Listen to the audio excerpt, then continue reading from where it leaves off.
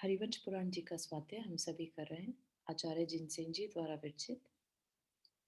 मंगलम भगवान वीरो मंगलम गौतमो गणी मंगलम कुंद कुंदाद्यो जैन धर्मोस्तु मंगलम।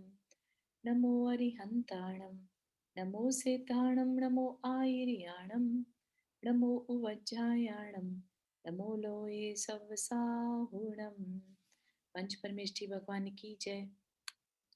अगले 45 मिनट के लिए सभी प्रकार के पापों का त्याग करके सभी नववर्ण मुकर मंत्र पढ़ लें।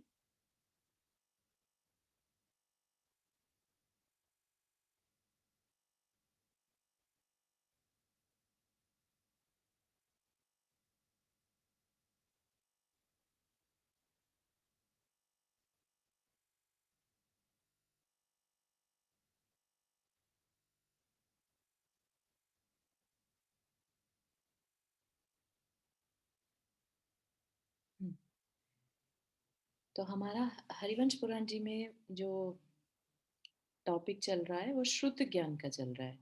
क्योंकि जो गणधर देव हैं वो बता रहे हैं श्रेणिक राजा को कि श्रुत ज्ञान कितना विशाल है ना। जिस द्वादशांग की बात करते हैं वो कितना विशाल है। तो ये जानकारी भी हमें होनी चाहिए, है ना। तो और ऑलरेडी 24 तीर्थंकर, 24वें तीर्थंकर की बात चल रही है ना। महावीर भगवान के समो शरण में राजा श्रेणी के सारे क्वेश्चन जो हैं, उनकी क्यूरोसिटी है कि ये वंश कैसे चला, महाभारत में जो वंश चले ये सब, तो उनके बारे में क्वेश्चन कर रहे हैं, राइट। तो अब अम, इसलिए क्योंकि पहले भी तीर्थंकर हो चुके हैं जिनके थ्रू ज्ञान आगे बढ़ा, है ना। तो इसलिए गणधर जो हैं, गौतम गणधर जो हैं वो बता रहे हैं। तो हमें पता चला कि द्वादशांग बहुत विशाल काय है। विशाल मतलब अपनी सोच से बाहर इतना विशाल काय, जहां पर एक पद भी एक 16 करोड़ शब्दों के साथ है एक पद। तो यहाँ पर आचार्य में 18,000, और ऐसा करते करते अगर सारा जोड़ दो तो 1 अरब 12 करोड़ पद है, टाइम्स 16 करोड़, है ना। तो इतने अक्षर बन जाते हैं पूरे द्वादशांग के, 12 अंगों के। ठीक। और इनकी डिटेल देखे तो हमें पता चलता है कि इसके अंदर सब कुछ है जो आज हम विचार भी नहीं कर सकते। जैसे कई बार जो क्वेश्चन हो जाते हैं ना, ज्योतिष आदि से लेके या योग आसन से लेके, और इवन मतलब गणित से लेके, राइट।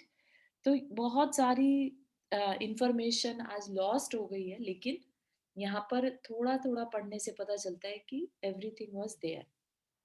तो सब कुछ आगम, जिसे वर्ड कहते हैं ना, आगम, आगम इज नथिंग बट द्वादशांग को ही आगम कहते हैं। तो जो आज अवेलेबल है, जो हमने पिछली क्लास में देखा था, 12th दृष्टिवादांक का, राइट, एक पार्ट जिसे पूर्व कहते हैं, उस पार्ट के दूसरे भाग में, है ना, दूसरे भाग, दूसरे भाग के फर्दर डिवीजन करें, पूर्व के जो है फर्दर डिवीजन करने पर हमें पता चला बहुत छोटा सा आज जो हमें नॉलेज मिली है, छठ खडागम जो शास्त्र जी है वो अ, है तो द्वादशांग का ही अंग, लेकिन बहुत छोटा सा। ठीक है ना। अगर ये सारी जानकारी हमारे पास होती, चंद्र प्रज्ञप्ति, चंद्रमा कैसे काम कर रहा है, सूर्य कैसे काम कर रहा है, जम्बू द्वीप में और क्या क्या है ना। 3 लाख पदों का होना कोई आसान बात नहीं है, छोटी बात नहीं है। द्वीप सागर 52 लाख, है ना। तो ये सारी जानकारी अगर आज हमारे पास होती तो पता नहीं क्या ही अलग ही बात होती। इवन जब हम और आगे चलेंगे, देखेंगे, अभी पूर्व की जानकारी पूरी नहीं हुई हमारी, तो उसमें ये पता चलता है कि इवन जैन शास्त्रों में मंत्र तंत्र विद्या आदि का कितना जोर था। मतलब कि जोर इन द सेंस कि दीज आर नेचुरल थिंग्स। अगर कोई तप तप तप करेगा, संयम करेगा, है ना, सिद्धि करेगा, तो उसको ये सारी पावर्स अपने आप मिल ही जाएंगी, जिसे चमत्कार वर्ड कहते हैं ना। तो चमत्कार कुछ अलग सी चीज नहीं है, अपनी बॉडी के अंदर ही पावर्स, बहुत सारी पावर्स हैं, जनरेट हो जाती हैं या सिद्ध कर लेते हैं, विद्याएं सिद्ध कर लेते हैं। तो पानी के ऊपर चलना, है ना, पानी के अंदर चलना, स्थल पे बिल्कुल थोड़ा सा जमीन से ऊपर चल पाना, उड़ के जाना, रूप बदल लेना, ये सारी विद्याएं भी सब पॉसिबल है, राइट? लेकिन आज की डेट में कहे कोई तो माया जाल टाइप का फील आती है सुनने के बाद, है ना? तो हमारा ये सारा विषय चल रहा था, ठीक? तो हम इसके बाद हम ये देख रहे थे कि पहला जो था पूर्व, राइट, उत्पाद पूर्व था, ठीक? उसके बाद ये अग्रायणी पूर्व जिसके 14 भेद थे, और उन 14 में से पांचवा जो भेद है च्वयन लब्धि, उसके फर्दर 20 भेद थे। उन 20 भेदों में जो पांचवा भेद था, उसके ऊपर बेस्ड छठ खडागम की रचना थी, ये हमने जाना, ठीक? इसके बाद तीसरा था वीर्य अनुवाद, जिसमें कि वीर्य वीर्य मतलब कि पराक्रमी सत्पुरुषों का वर्णन था, ठीक? वर्णन है, नहीं था, नहीं है। फिर इसमें 60 लाख पद हैं। चौथा अस्ति नास्ति प्रवाद। अस्ति नास्ति मतलब है भी, नहीं भी, मतलब एक नयों की अपेक्षा से किस तरह से प्रूफ किया जाएगा, स्वचतुष्टय की अपेक्षा से जीवादि द्रव्यों के अस्तित्व को, और पर चतुष्टय की अपेक्षा से उनके न होने को। नास्ति मतलब नहीं होना, अस्ति मतलब होना। किनका होना? जीवादि द्रव्यों का अपने स्वचतुष्टय मतलब द्रव्य क्षेत्र काल भाव की अपेक्षा से होना, और पर चतुष्टय की अपेक्षा से नहीं होना, ठीक? ये अस्ति नास्ति प्रवाद पूर्व में। अब इसके आप इमेजिन कर सकते हैं, हमने तो एक लाइन में ये बात बोल दी, जबकि वहां पर करोड़ों में इसके यहाँ पे लिखा भी होगा ना, 60 लाख पद है, राइट, टाइम्स 16 करोड़, ठीक? तो इतने अक्षर इसमें हैं, तो कितनी जानकारी यहाँ पर होगी हम इमेजिन नहीं कर सकते। फिर उसके अगला जो पूर्व है वो 1 करोड़ पदों से सहित, ठीक? उसमें क्या है? ज्ञान प्रवाद है, तो जैसे नाम से ही पता चल रहा है, तो ज्ञान के बारे में है, 5 ज्ञानों के बारे में यह वर्णन करता है। उसके बाद छठा पूर्व क्या कहता है? उसमें 12 प्रकार की भाषा तथा 10 प्रकार के सत्य वचन का कथन करता है। क्या नाम है? सत्य प्रवाद। तो सत्य कितनी तरह का होता है, ऐसा बताने वाला पूर्व, ठीक? तो आप समझ सकते हैं, मतलब कि जितना भी बोलने से रिलेटेड, समझने से रिलेटेड, है ना, अपनी सोच में कोई क्या विषय आ सकता है, हम क्या बोलते हैं, हम क्या सोचते हैं, ये सारा कथन इन सारे द्वादशांग में आता है, ठीक है ना? अब यहाँ पर क्या बता रहे हैं? 12 प्रकार की भाषा और 10 प्रकार के सत्य वचन। तो ये भाषा यहाँ पर जो लैंग्वेज हम क्षेत्र की अपेक्षा देख रहे हैं वो नहीं, किस किस तरीके से बोला जा सकता है, ठीक है, भाषा शैली ये कह लीजिए, है ना? और सच बोलने के भी किन किन तरीकों से सच को एक्सप्लेन किया जा सकता है, किन किन बातों को हम सच की कैटेगरी में रखते हैं, ठीक है, वो देखने वाली चीज है। और यहाँ पर तो सिर्फ उसकी समरी, वो भी एक लाइन की समरी, है ना? हाँ, पूर्णिमा जी आपने हाथ रेज किया। ये छठे ये छठखंड आगम के बारे में ये होना है कि क्या है ये पहला, दूसरा, नहीं, तीसरा ये मेरे को समझ नहीं आया। हाँ, तो क्या हुआ था कि हमने 12 अंग देखे थे हाँ, जिन वो तो हाँ, हाँ, 12 अंगों में जो 12वां अंग है, हाँ, वो 12वां लास्ट, दृष्ट हाँ, दृष्टि, दृष्टवाद। हाँ, उसके उसके 5 फर्दर अंग थे, ठीक है, हुँ, हाँ, हाँ, जिसमें वो से देख लिया था एक अपने ही परिक्रम पूर्व, वगैरह। पूर्व, राइट? तो उसकी एक्सप्लेनेशन चल रही है, वो 14 पूर्व कौन से हैं। अच्छा, वो पहला, दूसरा ये वो चल रहा है। Thank you. हाँ, ठीक है, तो 14 पूर्व में हाँ, से अब हम छठे पे हैं, हाँ, कि ठीक, थैंक सत्य यू। प्रवाद नाम का पूर्व, ठीक? तो उसकी 12 भाषाएं कौन सी हैं और स्वरूप इस प्रकार है, क्या?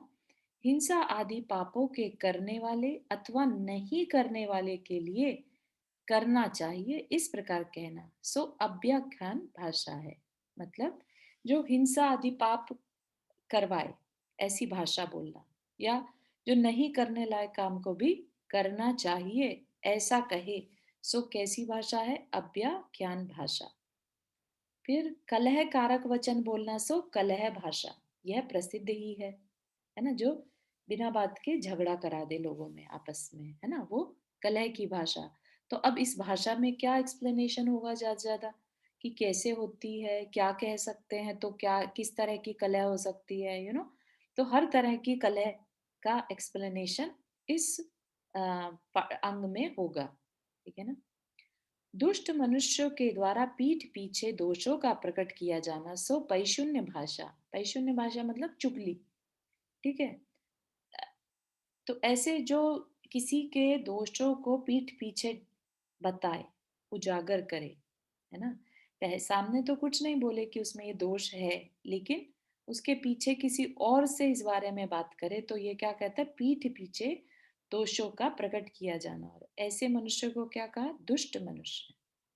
क्योंकि ऐसा करने से हमने पढ़ा भी था, कर्म नीच गोत्र का बंद होता है, जो ऐसे चुगली वाले काम करते हैं, पैशून्य भाषा कहते हैं। ठीक, दूसरे की पीठ पीछे दोषों को डिस्कस नहीं करना, जो कहना है सामने कहना। जो धर्म, अर्थ, काम और मोक्ष इन चार वर्गों के वर्णन से रहित है, वह बद्ध प्रलाप नामक भाषा है। बद्ध प्रलाप भाषा मतलब बकवास, जिसे आज की भाषा में बकवास वर्ड यूज करते हैं, वो कि भाई जो काम की ही ना हो, धर्म, अर्थ, काम और मोक्ष इनसे रहित, इन चार डिस्कशन से रहित जो भाषा है वो बद्ध प्रलाप भाषा। रति अर्थात राग उत्पन्न करने वाली भाषा को रति भाषा कहते हैं, और अरति अर्थात द्वेष उत्पन्न करने वाली भाषा को अरति भाषा कहते हैं। जिसके द्वारा श्रोता अर्थ अर्जन आदि कार्य में लग जाता है, वह उपाधिवाक भाषा है। मतलब पैसा कमाने के लिए जो बातें बताई जाएं, है ना, मोटिवेशन दिया जाए कि पैसा ऐसे कमाया जाता है, ऐसे कमाया जाता है, तो वो उपाधि भाषा। जो जीव को धोखाधड़ी में निपुण करती है, धोखाधड़ी के चीजें सिखाती है, वह निकृति भाषा है। जो अपने से अधिक गुण वालों को नमस्कार नहीं करती, वह अप्रणति भाषा है। मतलब अहंकार बढ़ाने वाली भाषा। जो जीव को चोरी में प्रवृत्त करती है, वह मोश भाषा, मोग भाषा या मोश भाषा कहिए, जिसमें चोरी का की बातें बताई जाएं। जो समीचीन मार्ग में लगाती है, वह सम्यक दर्शन भाषा है, और जो मिथ्या मार्ग का उपदेश देती है, वह मिथ्या दर्शन भाषा है। इन 12 प्रकार की भाषाओं के बोलने वाले द्वि इंद्रिया अधिक जीव हैं, क्योंकि जो रसना इंद्रिय है जिससे बोला जाता है वो द्वि इंद्रिय से शुरू हो जाता है, राइट? पहला स्पर्शन इंद्रिय, दूसरा रसना इंद्रिय, राइट? तो रसना इंद्रिय से द्वि इंद्रिय जीव जो है बोलना शुरू कर देते हैं। तो चाहे उनकी कोई भी भाषा हो, राइट, लेकिन बोल सकते हैं, तो वो कम्युनिकेट करते हैं। ठीक, अब बता रहे हैं सत्य वचन 10 प्रकार के हैं। उनमें पहला नाम सत्य कहा गया है। नाम सत्य मतलब कि व्यवहार चलाने के लिए किसी का इंद्र आदि नाम रख लेना नाम सत्य है। व्यवहार चलाने के लिए किसी का इंद्र आदि नाम, मतलब कि नाम रख दिया इंद्र, हालांकि वो है नहीं, तो लेकिन इसको असत्य भी नहीं कहेंगे, है ना, क्योंकि उसका नाम है। तो व्यवहार चलाने के लिए अगर इंद्र, महावीर, आदिनाथ, है ना, ऐसे नाम रख देते, तो ये थोड़ा ना कि वो वैसा हो जाएंगे, लेकिन ये क्या है, नाम सत्य में कहलाएगा। पदार्थ के न होने पर भी रूप मात्र की मुख्यता से जो कथन होता है, वह रूप सत्य है। रूप सत्य मतलब देखने में जो सही लग रहा है ना, सत्य है। जैसे किसी मनुष्य के अचेतन चित्र को उस मनुष्य रूप कहना। जैसे अपन किसी की फोटो देख के कह देते हैं ना, अरे ये तो वो पर्सन है, तो वाकई में तो पर्सन है नहीं, लेकिन हम उसको वैसा कह रहे हैं, तो ये रूप सत्य है। पासा तथा खिलौना आदि में आकार की समानता होने अथवा न होने पर भी व्यवहार के लिए जो स्थापना की जाती है, वह स्थापना सत्य है।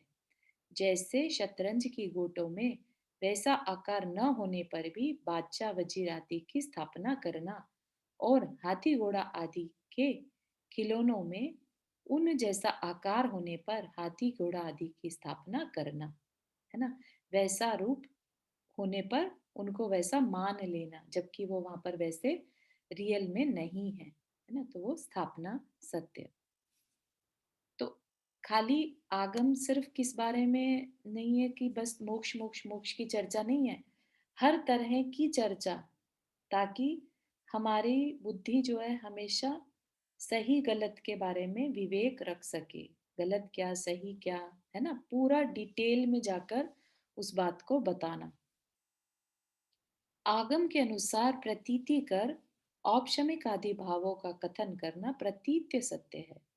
जैसे अनुमान से सत्य लगा लेते हैं ना, या अपेक्षाकृत सत्य, है ना, कि उस अपेक्षा से ये ऐसा है। जैसे मिथ्या दृष्टि गुण स्थान में आगम में औदैहिक भाव बतलाया है। ठीक, तो क्या मिथ्या दृष्टि के सिर्फ औदैहिक भाव होता है? औदैहिक भाव होता है जो उदय से हो। ठीक, कर्म के उदय से भाव जो होता है उसे औदैहिक भाव कहते हैं। अब होने को मिथ्या दृष्टि में सारे ही भाव उदय में है, ठीक है ना? वहां पर क्षयोपशमिक भाव भी है, औपशमिक भाव भी है, वहां पर पारिणामिक भाव भी है। ठीक है, हालांकि हमने भावों की चर्चा अभी तक नहीं करी है। ठीक, तो ये आगे करेंगे। लेकिन अब यहाँ पर क्या कहने की तात्पर्य है कि किसी में कोई चीज ज्यादा होना, है ना, किसी अपेक्षा से है, इसलिए इसको क्या कहते हैं? प्रतीत्य सत्य। यद्यपि चारू हम्म, चारू ये जैजिनेंद्र, जी जी। ये औपशमिक और औदैहिक में एक बार डिफरेंस बताओगे क्या? हाँ, उपशम से जो होता है, कर्म के उपशम से जो भाव है वो औपशमिक, और कर्म के उदय से जो भाव होता है वो औदैहिक, तो कर्म की अपेक्षा भाव है। ठीक है, ओके, थैंक यू।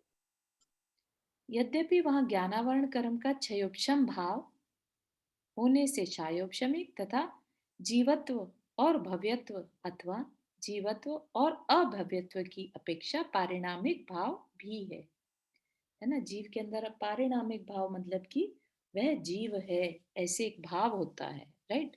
एक लिविंग बीइंग है, ये भाव होना इस जीवत्व भाव, या वो भव्य है या अभव्य है, ये भाव होना पारिणामिक भाव, जो अ, परिणाम स्वरूप रहते हैं, वो किसी कर्म के उदय से नहीं होते। परंतु आगम के कहे अनुसार वहां दर्शन मोह की अपेक्षा, दर्शन मोहनीय कर्म की अपेक्षा औदैहिक भाव ही कहना, मतलब मिथ्या दृष्टि भाव को सिर्फ औदैहिक भाव कह देना, क्या है यहाँ पे? प्रतीत्य, मतलब किसी अपेक्षा से कह रहे हैं। किसकी अपेक्षा? दर्शन मोह की अपेक्षा। ठीक, अब समुदाय को एक देश की मुख्यता से एक रूप कहना समृद्धि सत्य है। किसी ग्रुप ऑफ आइटम्स को लेकर किसी एक का नाम ले देना, है ना? जैसे जैसे यहाँ पर एग्जाम्पल दे दिया, भेरी, तबला, बांसुरी, वीणा आदि अनेक बाजों का शब्द जहाँ एक समूह में हो रहा है ना, सबकी आवाजें आ रही हैं, वहां भेरी आदि की मुख्यता से भेरी आदि का शब्द कहना। नाम किसका लिया? भेरी आदि, है ना? भेरी को नाम ले दिया, तो यहाँ पर कुछ वो असत्य में नहीं आ जाएगा, वो समृद्धि सत्य कहलाएगा। ठीक है, तो ये सारे टेक्निकल वर्ड हैं, अपन जब सिर्फ जान रहे हैं। जो चेतन अचेतन द्रव्यों के विभाग को करने वाला न हो उसे संयोजना सत्य कहते हैं। जैसे क्रोच व्यू आदि, जिसमें चेतन और अचेतन द्रव्यों का विभाग न हो, ऐसी संयोजना मतलब कि फॉर्मेशन। ठीक, एग्जाम्पल भी दे रहे हैं, क्रोच व्यू या चक्र व्यू आदि सेनाओं की रचना के प्रकार हैं, और सेनाएं चेतन अचेतन पदार्थों के समूह से बनती हैं। ठीक है, सेना में दोनों है, वहां पर जो भाले आदि हैं वो अचेतन है, और जो सेनापत जो पैदल हैं या जो हाथी घोड़े हैं वो चेतन है, राइट? तो दोनों को मिलाकर जो बनता है वो क्या बोल दिया यहाँ पर? चक्रव्यूह किससे बना? दोनों को मिलाकर, चेतन अचेतन के समूह से, है ना? पर जहां अचेतन पदार्थों की विवक्षा न कर केवल क्रोंचाकार रची हुई सेना को क्रौंच व्यू, और चेतन पदार्थों की विवक्षा न कर केवल चक्र के आधार पर रची हुई सेना को चक्रव्यूह कह देते हैं, वहां संयोजन असत्य होता है। मतलब कि होने को दोनों है, चेतन भी है और अचेतन भी है, लेकिन किसी एक की अपेक्षा से उसको व्यू बता दिया, चक्र व्यू, क्रॉन्च व्यू, है ना? तो उसको भी असत्य में ना लेके क्या कहा? संयोजना सत्य। जो वचन आर्य अनार्य आदि अनेक देशों में धर्म अर्थ काम और मोक्ष का करने वाला है उसे जनपद सत्य कहते हैं। ठीक, जो वहां की जनता द्वारा यूज में आए, ऐसी जो भाषा हो गई, है ना, वैसे वचन क्या कहलाएंगे? जनपद सत्य कहते हैं। कुछ चीजें प्रचलित हो जाएं तो वहां पर कहने में आ जाते, ये सबके द्वारा मान्य है, इसलिए जनपद सत्य है। जो वचन गांव की रीति, नगर की रीति तथा राजा की नीति का उपदेश करने वाला हो एवं गण और आश्रमों का उपदेशक हो, वह देश सत्य माना गया है। यद्यपि छदमस्त के द्रव्यों के यथार्थ ज्ञान की विकलता है, मतलब कि छदमस्त होते हैं जिनको अभी मोक्ष नहीं हुआ, जो संसारी हैं, ठीक, तो उनको तो नॉलेज पूरी हो नहीं सकती, है ना। नॉलेज किनको होती है? केवली को होती है। तो जो छदमस्त के द्रव्यों के यथार्थ ज्ञान की, मतलब उनको वास्तविक ज्ञान नहीं रहता, तथापि तब भी केवली के वचन की प्रमाणता कर वे प्रासुक और अप्रासुक द्रव्य का निर्णय करते हैं, यह भाव सत्य है।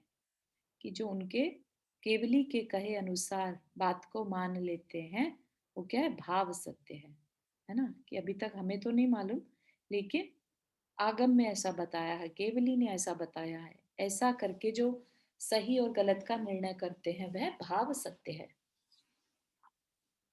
और जो द्रव्य तथा पर्याय के भेद की यथार्थता को बतलाने वाला तथा आगम के अर्थ को पोषण करने वाला वचन है, वह समय सत्य है। समय मतलब आत्मा या द्रव्य भी होता है, राइट।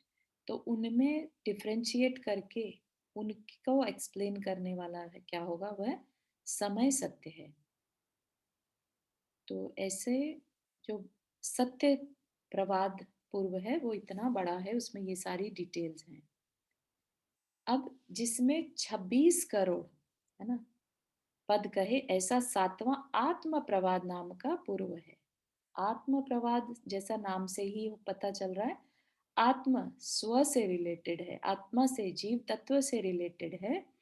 इसमें अनेक युक्तियों का संग्रह है। युक्तियां मतलब परमुटेशन कॉम्बिनेशन का संग्रह है।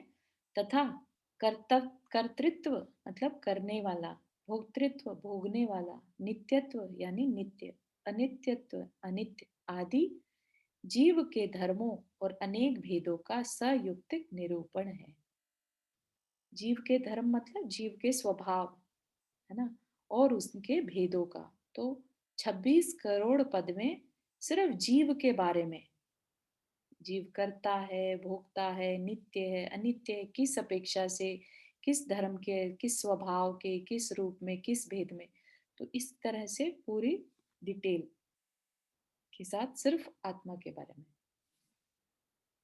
जिसमें 1,80,00,000 पद हैं, ऐसा आठवां कर्म प्रवाद नाम का पूर्व है। ठीक, सब अपने अपने नाम के हिसाब से चल रहे हैं। यह पूर्व ज्ञानावरण आदि कर्मों के बंध का निरूपण करने वाला है।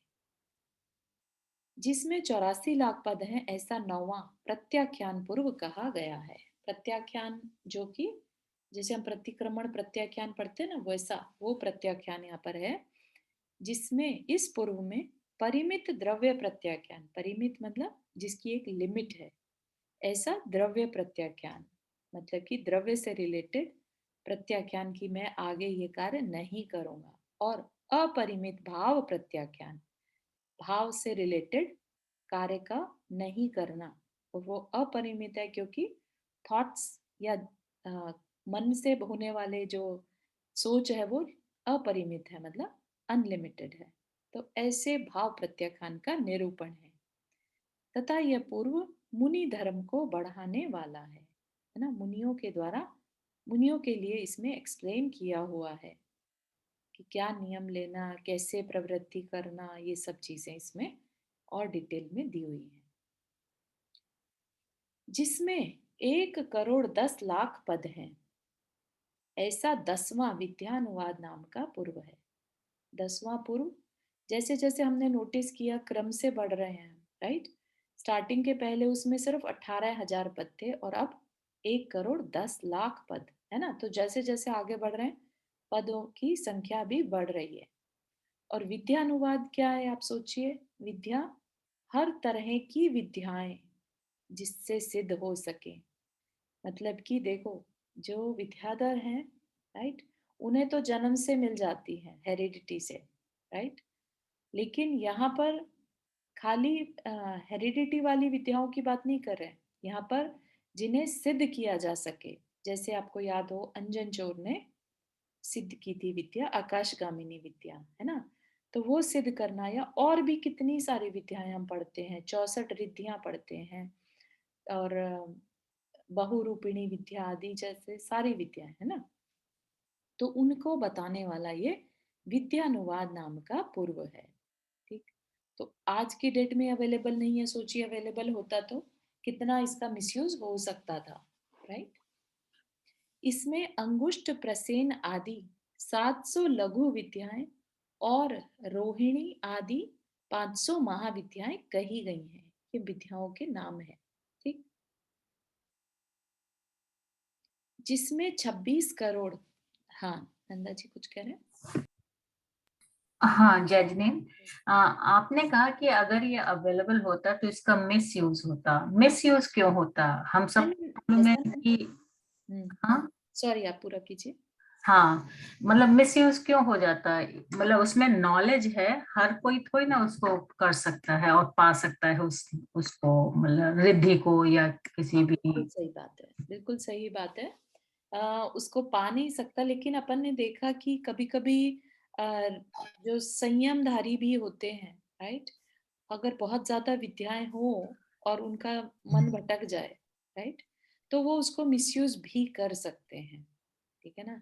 जैसे अपन द्विपायन मुनि की कथा में देखा था, इस तरह की विद्याएं से कुछ भी हो सकता है, बट यस आई एग्री कि सब कोई इसको हासिल नहीं कर सकता, है ना? इसके लिए बहुत ज्यादा संयम। अभी भी दीपायन मुनि की उससे मतलब क्लियर नहीं है कि उन्होंने मिसयूज किया था या उनके अंदर जो बात है। शक्ति थी वो निकल गई अपने आप से, ऐसा हुआ। हाँ तो पता नहीं, मैं अभी उस चीज से मतलब क्लियर नहीं है वो मैं। हाँ हाँ हाँ, सही है, बिल्कुल सही है।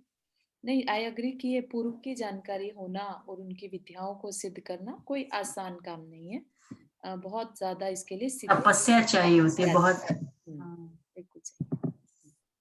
हाँ, चालू जय जिनेश, पर यहाँ पे ऐसा भी तो कह सकते हैं ना कि जैसे रावण था, उसने भी बहुरूपिणी विद्या सिद्ध की थी और उसने उसका मिसयूज किया था, राइट? हाँ तो उस तरीके से भी कहा जा सकता है, जैसे आप जो कह रहे हो, हाँ राइट?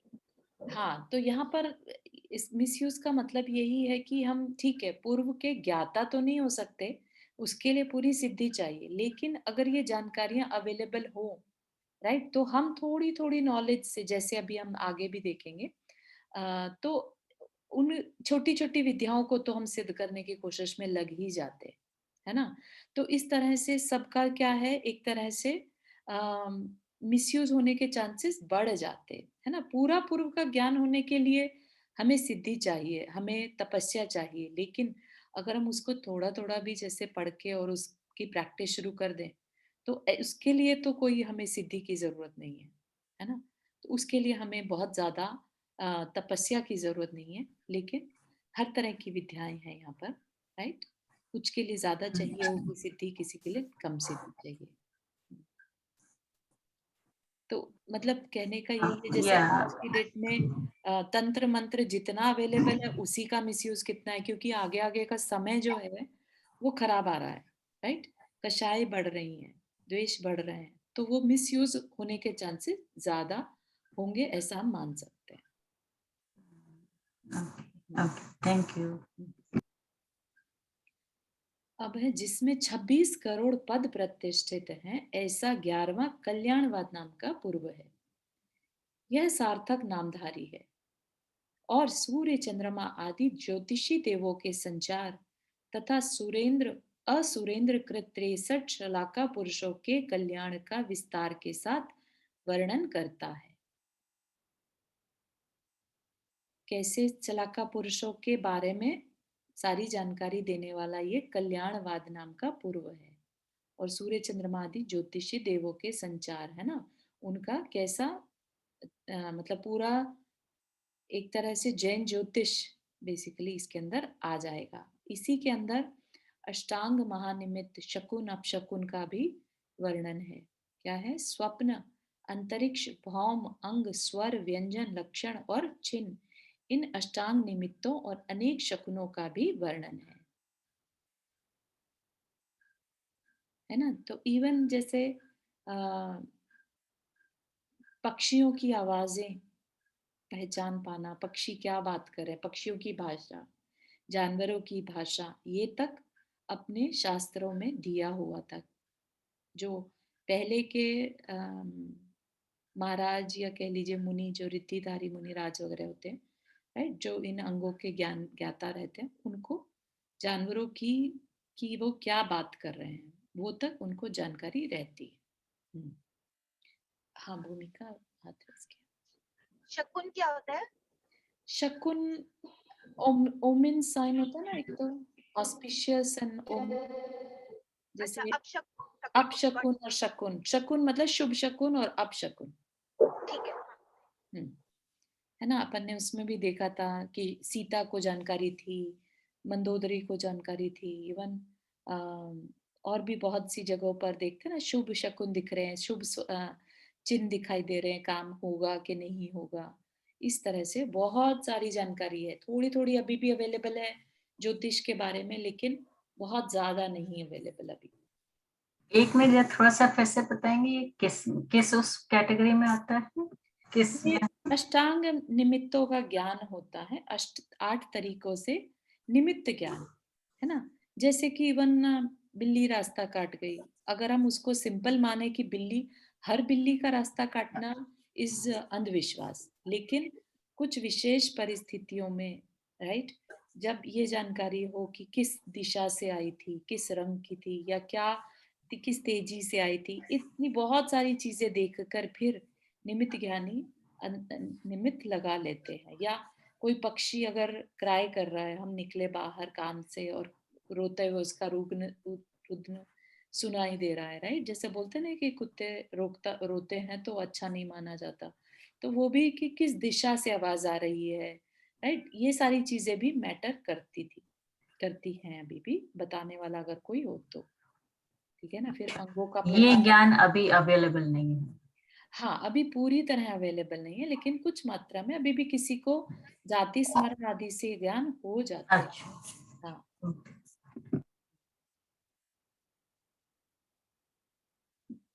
जो भद्रबाहु स्वामी थे उनको कहते थे अष्टांग निमित्त के ज्ञाता थे वो। इवन जैसे तारे आदि को देखकर, है ना, उल्का गिरने की, जो आसमान को देखकर, अंतरिक्ष मतलब आसमान को देखकर कैसे आकाश का रंग कैसा है ना, वो सारी जानकारी से देश राज्य क्षेत्र पर क्या आपदा या क्या अच्छा होने वाला है, ये जानकारी लगा लेते थे पहले के टाइम में। तो उन्हें इस तरह से कि 12 साल का दुर्भिक्ष पड़ने वाला है, ये पहले से जानकारी हो गई थी, सिर्फ इन्हीं निमित्तों की वजह से। ठीक, अब जो 13 करोड़ पदों से सहित है वह प्राणावाय नाम का 12वां पूर्व है। इसमें काय चिकित्सा, शरीर की चिकित्सा आदि 8 प्रकार के आयुर्वेद का, तथा प्राणापान जो हम ब्रीदिंग एक्सरसाइज योग करते हैं, वो सब भी इसके अंदर आता है ना। तो अपने को बहुत, अगर हम जैन है ना, तो ये समझ लीजिए कि हमारा विजन बहुत ब्रॉडर होना चाहिए, बहुत छोटा नहीं, छोटी सोच नहीं रखनी है हमें, बहुत ब्रॉडर। अपना द्वादशांग ब्रॉड है तो हमारी सोच भी ब्रॉड होनी चाहिए, ठीक है। यहाँ से हमें ये शिक्षा मिलती है, ये सीखने को मिल रहा है। देखिए, जो पूर्व है, पूर्व क्या है, 12 अंगों में से 12वें अंग का एक पार्ट है ना। उसमें ये बातें बताई हैं आयुर्वेद के बारे में। प्राणापान, प्राणापान मतलब ब्रीदिंग, अंदर बाहर आना, उसके विभाग। तो यहाँ पर तो सिर्फ एक वर्ड में कह दिया आयुर्वेद, लेकिन आप देखिए 8 प्रकार के आयुर्वेद, काय चिकित्सा, इवन शल्य चिकित्सा आदि, जो सर्जरी आदि आज की डेट में होती हैं, वो सब पहले हुआ करती थी, उसकी सारी जानकारी शास्त्र में है। तो शास्त्र खाली धर्म सिखाने के लिए नहीं है, सब कुछ उसमें एक ओवरऑल हमारा जो ग्रोथ है वो शास्त्रों से होता है, ठीक है ना। और उनकी पार्थिवी आदि धारणाओं का वर्णन है। पार्थिवी आदि मतलब जो अम, पृथ्वी, पार्थिवी होता है पृथ्वी आदि, तो पृथ्वी, जल, रूपस्थ, पिंडस्थ ध्यान जो करते हैं, ध्यान आदि भी इसका पार्ट है। ठीक। फिर क्या है, 13वां 9 करोड़ पदों से सहित क्रिया विशाल नाम का पूर्व है।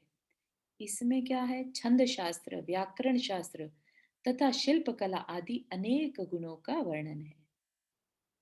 तो अब अगर किसी को व्याकरण पढ़ने में इंटरेस्ट है, या शिल्प कला में इंटरेस्ट है, या वो इसके बारे में रीड कर रहा है, तो क्या आप ये कहेंगे कि वो सारा समय अपना व्यर्थ गवा रहा है, या आप ये कहेंगे कि वो आगम का ही एक पार्ट पढ़ रहा है? समझने वाली बात है ना। कोई अगर अपना समय आयुर्वेद में दे रहा है, तो हम उसे अब ये नहीं कह सकते कि वो अपना कार्य, अपना समय वेस्ट कर रहा है। अगर आगम में किसी चीज का महत्व बताया है, तो उसको सीखने में कोई बुराई नहीं है। उसको हमें कहीं से भी मिथ्यात्व आदि नहीं कंसिडर करना चाहिए। ठीक है ना। फिर है, जिसमें 12 करोड़ 50 लाख पद हैं, ऐसा 14वां लोक बिंदुसार नामक पूर्व है। इसमें समस्त श्रुत रूपी संपदा के द्वारा अंक राशि की विधि, अंक राशि मतलब जो अलजेब्रा है ना, मैथमेटिक, 8 प्रकार के व्यवहार की विधि और परिक्रम की विधि कही गई है। ठीक है ना। तो इसमें कितना सारा विषय हमारे पास आज नहीं उपलब्ध है, इसलिए हमें अपने, और नॉलेज नहीं होने से हमने आज तक कभी इन पूर्वों को इतनी डिटेल में नहीं समझा, और नहीं समझने के कारण हम अज्ञानता में कभी कभी आयुर्वेद को, ज्योतिष को क्या मान लेते हैं, मिथ्यात्व मान लेते हैं, योग करने को मिथ्यात्व मान लेते हैं, है ना। तो इसलिए यहाँ पर अपने को, भले ही आज हम पुराण के नाम पर पढ़ रहे हैं, लेकिन बहुत सारी चीजें हमारी अंदर से क्लियर होती जा रही हैं। ठीक है ना।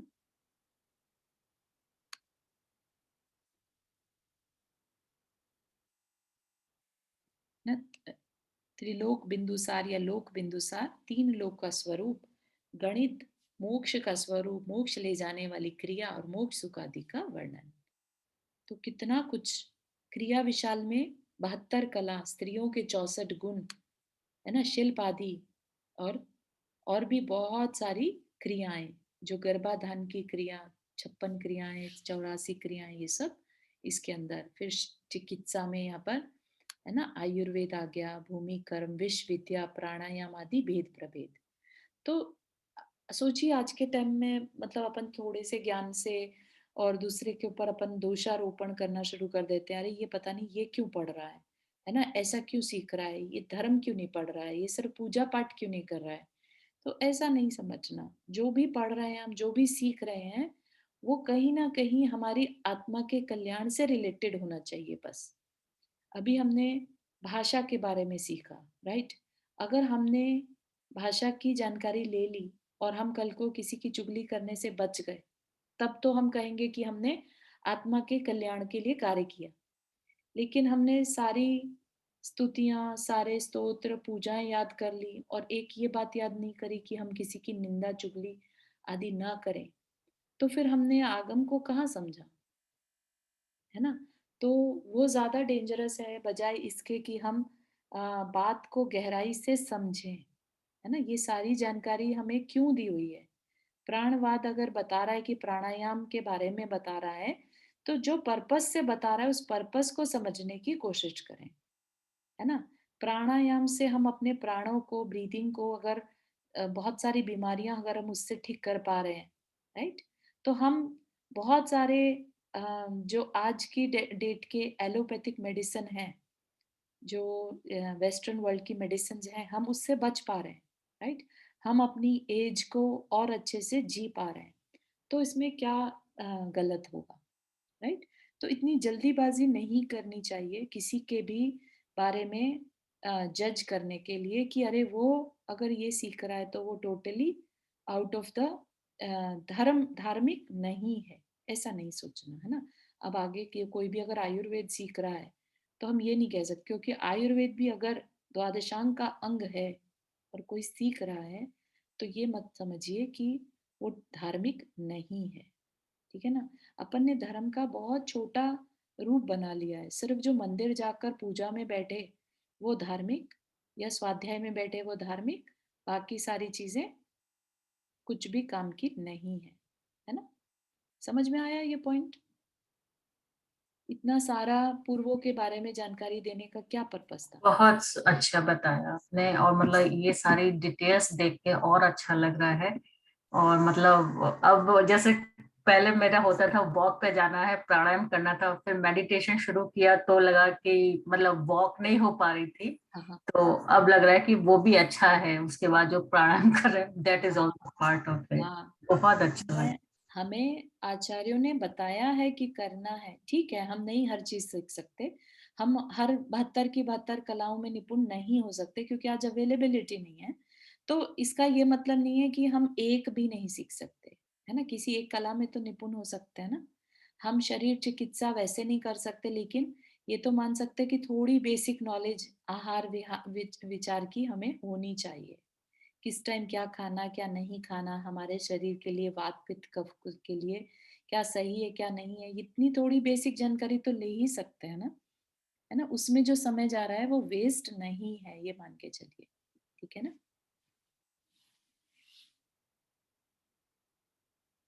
ठीक है, तो ये सारी जानकारी हमने ली। अम, हाँ, तो अभी और आगे जो पार्ट आएगा वो उसके बारे में है। आई थिंक यहाँ पर एक और इसका हम्म,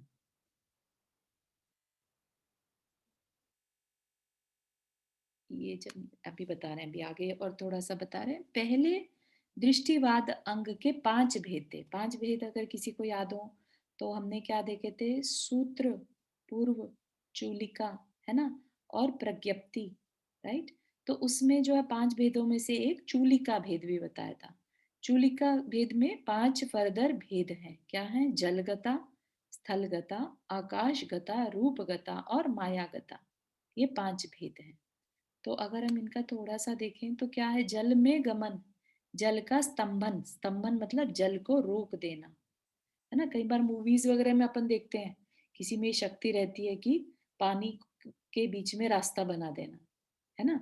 तो ये क्या है? जल का स्तंभन, अग्नि का स्तंभन, स्तंभन मतलब उसको स्तंभ, स्तंभ मतलब पिलर, रोक देना। भक्षण, अग्नि पर बैठना, अग्नि में प्रवेश करना। ये क्या है? ये सारी विद्याएं थी, राइट? तो निम्न कारण तंत्र मंत्र तपश्चरण आदि का इसमें वर्णन है। किससे रिलेटेड? यहाँ पर जल से रिलेटेड, फिर थल से रिलेटेड, मेरु कुलाचल भूमि में प्रवेश करने, शीघ्र गमन आदि, है ना? पहले अपन अभी स्टोरीज में पढ़ते भी है ना कि भाई वो मेरु पर जाकर प्रदक्षिणा देकर आए, है ना? तो ऐसे नहीं कि वो चलते चले जा रहे हैं, चलते चले जा रहे हैं। उनके पास विद्याएं थी, जल्दी से रास्ता कवर कर लेना, या अंडरग्राउंड किसी गुफा के थ्रू उसको ढूंढकर उसमें से निकल जाना, जमीन में से क्रॉस कर जाना, इस तरह से, है ना? तो ये सारी चूलिका है। पूर्णिमा जी आपने हाथ रेज किया। चूलिका का वैसे मतलब क्या होता है? नॉट वेरी श्योर एक्चुअली, नाम ओ, है चूलिका। हाँ, मैंने भी लग वैसे रहा था तो थोड़ा सा नाम इसलिए पूछ लिया। हाँ, चूलिका वैसे तो जैसे शिखर के ऊपर बोलते हैं ना चूलिका, पांडुकशिला, सुमेरु पर्वत की शिला के ऊपर चूलिका, चूलिका, इसीलिए मेरे को कंफ्यूज हुआ, उसी को देख है सुन। ना? तो ये एक तरह से कह लीजिए कि एंडिंग जो होता है एक्स्ट्रा, जिसे कहते हैं ना कि थोड़ा सा हाँ, ऊपर एक्स्ट्रा, की जहाँ चूलिका बची रहती है उसमें जो है ना? बोलते हैं। वैसे यहाँ पर शास्त्र में थोड़ा और एक्स्ट्रा। तो इवन माया जाल से रिलेटेड सारी जादूगर क्रिया आदि, शरीर बदलने, रूप बदलने आदि की विक्रिया। अच्छा, रीटा आंटी आप कुछ कह रहे हैं? हाँ जय जिनेन्द्र, मेरा क्वेश्चन था ये कुलाचल भूमि क्या होता है? कुलाचल पर्वत को कहते हैं, और फिर यहाँ पर कॉमा है तो भूमि में प्रवेश करने, मतलब कि जैसे अंडरग्राउंड सुरंग के थ्रू चले जाना, अच्छा, ठीक है ना? तो हर तरह से स्थल से रिलेटेड विक्रिया या उनमें शक्ति होना। Okay, thank you. हाँ, ये सारी जो थी पहले, ये भी नॉलेज हुआ करती थी, तंत्र मंत्र विद्याएं, ठीक है ना? तो इसके लिए अलग से पूरा शास्त्र लिखे गए, ठीक है ना? तो ऐसा अगर कोई पढ़ने में आता है तो ये भी मिथ्यात्व नहीं है, ठीक? चूलिका के ये समस्त भेद सार्थक नाम वाले हैं और इनमें प्रत्येक के 2,09,89,205 पद हैं। प्रत्येक के बोल रहे हैं, 5 भेद हैं तो पांचों में 2 करोड़ टाइम्स 5 इतने भेद प्रभेद बन जाएंगे, पद बन जाएंगे। ठीक, इस प्रकार अंग प्रविष्ट शुद्ध ज्ञान का वर्णन किया। अंग प्रविष्ट मतलब जो कि ऐसा शुद्ध ज्ञान 12 अंगों में जो लिखा गया है वो क्या कहलाता है? अंग प्रविष्ट। अंग प्रविष्ट सिर्फ किस पर्पज से बोला इसको? कि सब कुछ जो है पदों में है। ठीक है, अब अंग बाह्य भी एक चीज है, वो इसलिए अंग बाह्य है क्योंकि उसमें कोई इतना विशाल नहीं है कि एक पद भी बन पाता, इतने अक्षर उसमें नहीं है, इसलिए उसे अंग बाह्य कह दिया। लेकिन वो है शुद्ध ज्ञान का ही अंग, पार्ट है ना, तो इसलिए उसको भी आगम से बाहर नहीं मानना। तो आगम के 2 पार्ट कर दिए, अंग प्रविष्ट और अंग बाह्य। अंग प्रविष्ट के 12 अंग कर दिए, जिसमें से कि 11 + 14 पूर्व, राइट, और अंग बाह्य में 14 भेद हैं, वो नीचे बता रहे हैं। तो ये श्रुत ज्ञान जो अंग प्रविष्ट और अंग बाह्य श्रुत ज्ञान है ना, वो श्रुत केवली को होता है? हाँ, श्रुत केवली को, बाकी का भी हो सकता है, क्योंकि अभी क्या है, अंग बाह्य तो अन्य आचार्यों को भी हो सकता है। मतलब हमने जैसे पढ़ा था ना कल पर, लास्ट क्लास में देखे थे कितने आचार्यों को किस किस चीज का ज्ञान था, है ना। पहले पूरे द्वादशांग का था, फिर 12 अंग और 11 पूर्वों का हुआ, फिर अंग नहीं रहे और सिर्फ पूर्व का हुआ, है ना, इस तरह से। तो करते करते अगर हम पूर्व ये पहला अंग प्रविष्ट हटा दें तो अंग बाह्य जानने वाले भी बहुत सारे आचार्य हुए। अच्छा, ठीक है, लेकिन ये सब का सब गणधर से ही आ रहा है। ठीक है, तो आज के लिए इतना ही रखेंगे। किसी को कोई क्वेश्चन? हाँ, मेरे को है 2 क्वेश्चन। तो एक तो ये था कि जब भगवान की वाणी खिलती है तो एक तो हमारे गर्दन उसको ग्रहण कर लेते हैं और फिर वो आगे फैलाते हैं। एक जगह मैंने ये भी पढ़ा है कि भगवान के जब वाणी खिलती है तो वो जो जीव होता है वो उसके कानों के पास पहुंच के उसकी समझ में आ जाती है, मतलब। तो ये 2 चीजें कॉन्ट्राडिक्टरी हो गई कि गर्दर उसको ट्रांसलेट करते हैं, वो वाली वाणी सब जीवों के पास कानों में पहुंच के उसका रूप धर लेती है, उसकी समझ में आ जाती है, या भगवान की वाणी जो ओम की उसमें निकलती है ना।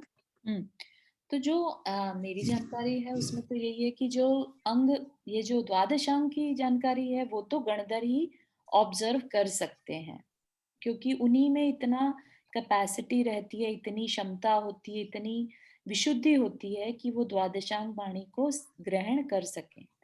जो वहां पर उपस्थित रहते हैं, राइट, जो समूह शरण में जो उपस्थित होते हैं, तो जानवर भी रहते हैं वहां पर, राइट, और सामान्य मनुष्य आदि भी देव और रहते हैं, हाँ, ना, देव भी रहते हैं। तो वो ग्रहण नहीं कर सकते, लेकिन उनके जो क्वेश्चन होते हैं उनके आंसर उन्हें उनकी अपनी भाषा में मिल जाता है। इतनी विशुद्धि वहां बढ़ जाती है कि जिसके जो क्वेश्चन हो उनको वहां पर उनका आंसर मिल जाता है। अच्छा, अपने आप से मिल जाता है, हाँ, मतलब उनको पूछने की जरूरत नहीं पड़ती। पूछने की जरूरत नहीं पड़ती, उन्हें अपने आप ही आंसर मिल जाते हैं। बहुत अच्छा। एक और चीज थी कि एक बार यहाँ भी किसी ने बोला था कि कुछ मतलब व्यंतर देव हैं वो रूप बदल के आ जाते हैं। तो जब कोई देव रूप बदल के कहीं पर जाता है तो उसको उसकी क्रियाएं उसी, मतलब जैसे सपोज किसी ने कोई जानवर का रूप लिया है तो उसकी सारी क्रियाएं उस पीरियड में उस जानवर जैसी रहती हैं, या मतलब थोड़ी बहुत रहती हैं जस्ट टू ऑब्जर्व दैट जीव इज देयर, या उसकी सारी मतलब खाना पीना सब कुछ उस जानवर जैसा हो जाता है? वैसे तो वो एक बार किसी, टेम्परेरी ही रूप रखते हैं, राइट, ऐसा तो नहीं कि हाँ, हमेशा के लिए वो जानवर ही बन गए।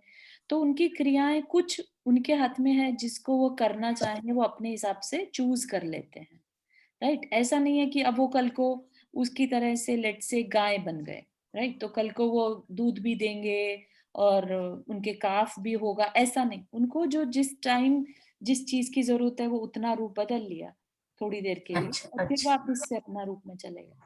अच्छा, उनका पर्पस सॉल्व हुआ तो चले गए। ठीक, ओके, थैंक यू। Sure. ठीक है, और किसी को कोई question before we end the class? Charu एक बात बताओ, तो हम जैसे ये व्यवहार वाली रामायण देखते हैं राइट, तो उसमें हम देखते हैं कि वो सीता जी ने भूमि के अंदर प्रवेश कर गई है ना, तो वो स्थल कथा जैसे आपने बताया भूमि के अंदर प्रवेश करना, तो वो तो मिथ्यात्व में मानेंगे ना, अपने आगम में ऐसा थोड़ी लिखा है कि हाँ हाँ हाँ, वो मिथ्यात्व में माने जाएगा, क्योंकि अपने में तो पृथ्वी नाम की आरिका थी, उनकी शरण में चली गई, हाँ है ना, तो इसलिए मतलब उनकी शरण में जाना और एक कहना कि भूमि फट गई और उसमें वो प्रवेश कर गई, तो फिर वो गलत हो जाएगा, है ना। अभी वो हमने चूलिका में पढ़ा ना स्थल कथा की भूमि के हाँ अंदर प्रवेश हाँ करना, हाँ, वो डिफरेंट है इन द सेंस कि यस पॉसिबिलिटी है कि जमीन अलग हो जाए और उसमें वो प्रवेश कर जाए, ठीक है ना, वो ज्ञान हो गया, अपनी रिद्धि सिद्धि हो गई उनकी, ठीक है ना। तो वहां पर वो पर्पस नहीं है कि सीता जी ने अपना ज्ञान लगाया और भूमि को 2 पार्ट में डिवाइड करके खुद वहां चली गई और रहने लगी, अपना पर्पस पूरा कर लिया। उनका हिसाब तो ये था कि भाई वो वहां जाकर उन्होंने अपने प्राण खत्म कर दिए। हाँ, और भूमि में वो जो समाप्त। अग्नि परीक्षा वाला जो आपने जल कथा का बताया, अग्नि में प्रवेश करना, तो वो तो उनका विशुद्धि के हिसाब से हुआ ही था राइट, मतलब सिद्धि के या जो भी कह दी, हाँ हाँ हाँ हाँ, वो उनकी तपस्या के बल पे उस हुआ। वहां पर हुआ था। हाँ, तपस्या के बल पर अग्नि जो है चेंज हो गई थी, अग्नि कमल का रूप ले लिया। ले लिए थे। हाँ, थैंक यू। ठीक, ठीक है, चलिए जिनवानी स्तुति। जा वाणी के ज्ञान से सूझे लोकालोक, सो वाणी मस्तक धरो सदा देत हो दोख। हे जिनवाणी भारती तो ही जपो दिन रैन, जो तेरा शरणा गए सो पावे सुख चैन। नौ बार नमः करना।